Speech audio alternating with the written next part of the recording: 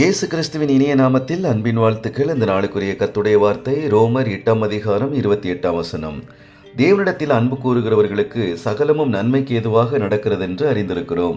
கிறிஸ்துவுக்குள் பிரியமானவர்களே, உங்களுக்கு எதிராக வரும் தீமையான காரியங்களையும் நன்மையாக மாற்றி தருகிற கர்த்தர் உங்களோடு இருக்கிறார்.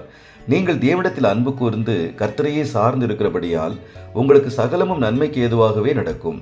தீங்கு அணுகாது, பொல்லாப்பு நேரிடாது. உங்களுக்காக யாவையும் செய்து முடிக்கும் கர்த்தர் உங்களோடு இருக்கிறபடியினாலே ஒரு குறைவும் இல்லாமல் எல்லா தேவைகளையும் சந்தித்து கர்த்தர் உங்களை வழிநடத்துவார்.